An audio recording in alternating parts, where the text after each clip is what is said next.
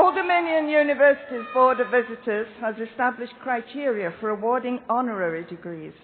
Recipients must have made a major contribution in an area that is relevant to the mission of Old Dominion University through significant research or through a career of dedicated service. University President John Broderick and the Board of Visitors Vice Rector Pamela Kirk will present this evening's recipients. Les Payne is known for his many distinct accomplishments.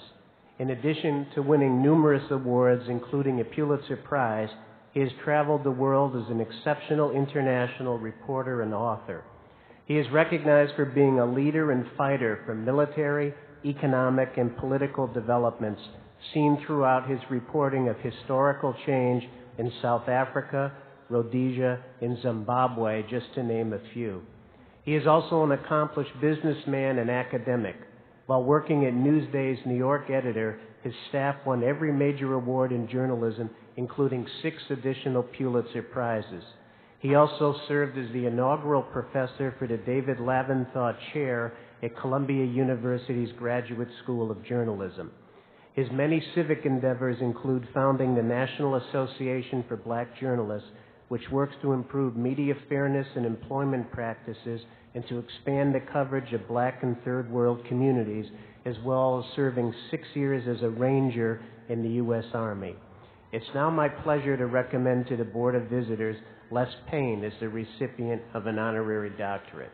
Upon the recommendation of the faculty and the President, the Board of Visitors hereby confers upon Les Payne the degree of Doctor of Humane Letters, honoris causa, with all the rights, honors, and privileges thereunto pertaining.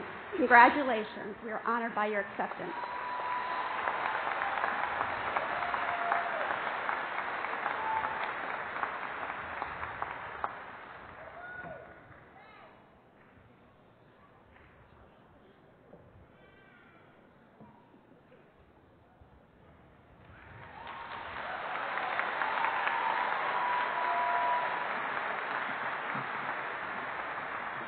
Now I'd like Dr. Payne to give the commencement address.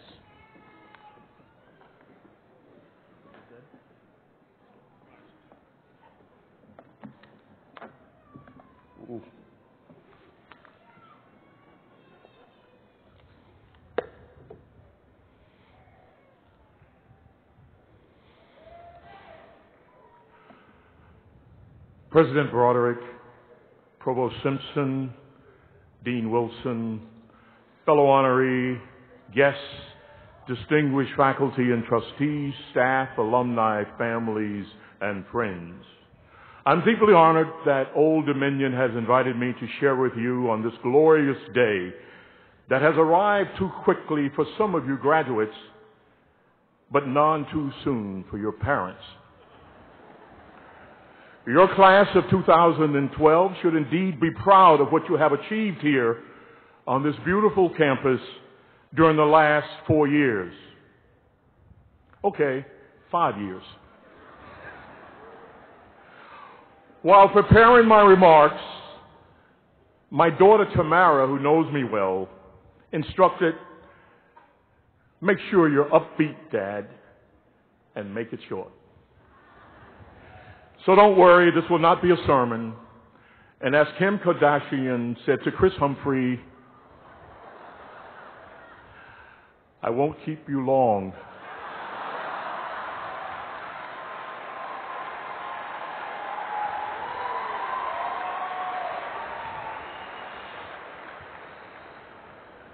During the last millennium, newspaper satirist Art Buchwald reportedly joked with one graduating class that, quote, "We have given you a perfect world.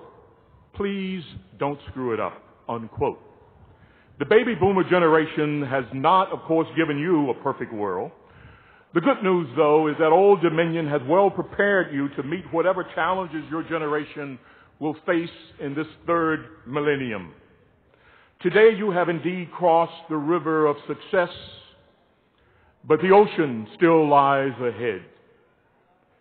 So as a gray-beard writer and editor, my intent is simply to share a few tips on how to succeed in the up and down job market and in life itself. The first in my family to attend college, I entered the University of Connecticut as an engineering student.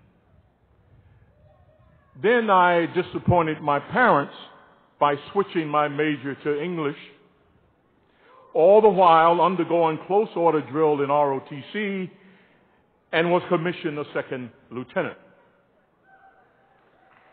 So I have lived happily as a former Army Ranger captain and Vietnam veteran who hates engineering. And while I can at least recognize elegant syntax, I seldom make proper use of the pronoun whom. The career tip for you here is to go the way your heart beats. As American philosopher Joseph Campbell advises, quote, follow your bliss, and the universe will open doors for you where there were only walls. Don't stick with a job simply because it pays well. There are too many people holding down good-paying jobs that they hate. For a sense of fulfillment on weekends, some of these resort to bungee jumping or golf.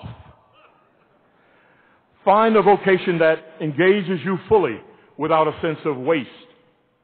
With 3 adult children, I know how rocky the job market is today. Don't worry unduly about the U.S. economy. It's cyclical, and your generation will certainly bring it back. Meanwhile, let me offer a few tips, borrowing the first 2 from Garrison Keillor. Don't take your skateboard on that first job interview. And if you don't already have a tattoo on your face, don't get one unless you plan to challenge Mike Tyson out in Las Vegas. Take that less than ideal job. Be flexible. Don't hold out for a signing bonus in this economic condition.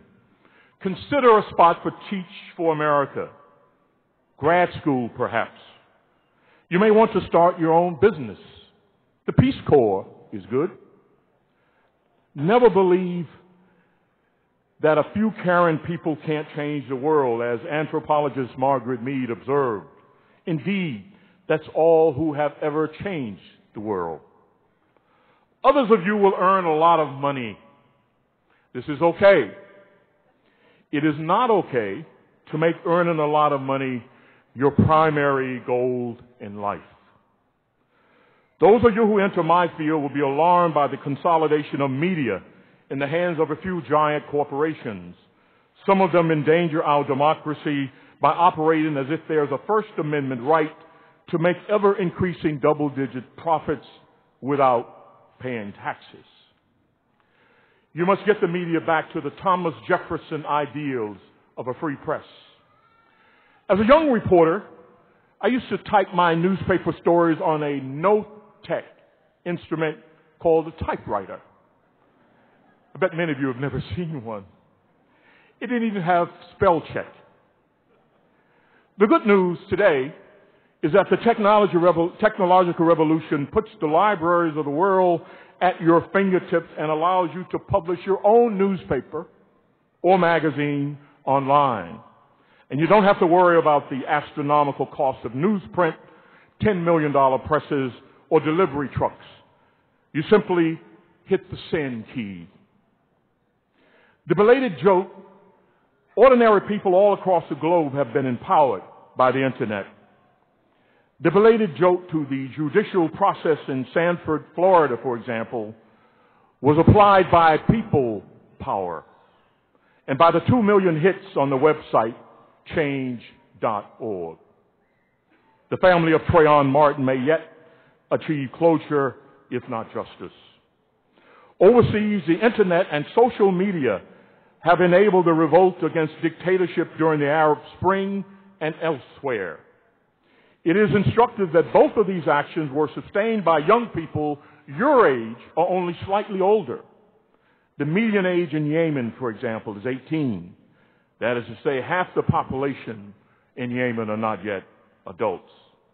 Twitter, TwitPack, Facebook, and YouTube, the handy tools of your generation, were keys to sustaining these protests, but they were less useful in countries here where the government cracked down on internet use. So here we have to continue to guard against restricting net neutrality by continuing to stand against attempts to censor or restrict your access to internet. This freedom of technology will affect every single vocation that you plan to enter. Some of you will go on to become dentists. Don't settle for simply extracting diseased teeth. As one social scientist cautioned, you should prevent teeth from becoming disease. Similarly, the future physicians among you must not limit yourselves to treating the wounded. Prevent global diseases, discover cures, protect the health of mankind and the planet. Some of you will become lawyers. You must not set as your chief service the guiding of powerful corporations in breaking the law. Too many laws are placed on the books that undermine civil liberties, allow for the pollution of the air and water, and discriminate against the poor and the needy. The teachers among you have the greatest responsibility of all. The success of our entire society rests upon your shoulders. In our cities each day, we see the results of the failure of our educational system to provide, motivate, and instruct. Teach young students as if they were your own children. They will make you as proud as if you were their parents. I challenge each of you to enter your life's work as if the future of the world depends on it. What distinguishes individual greatness, all things equal, is the smart expenditure of energy and a willingness to take risks. That power to secure a better world resides in each of you in this building. Dare yourself to work hard and to take risks. Out of this class may well emerge the scientists who will help cure the AIDS pandemic still wasting villages in Africa and other parts of the world. Your class may well produce the next statesman to turn this country away from preemptive wars and preferential regime changes by assassinations. This university, with its rich tradition, may well solve the problem of hunger and civil strife that still plague large portions of the world. And I am hopeful that this Old Dominion graduating class will produce a future president of the United States, and she will indeed be challenged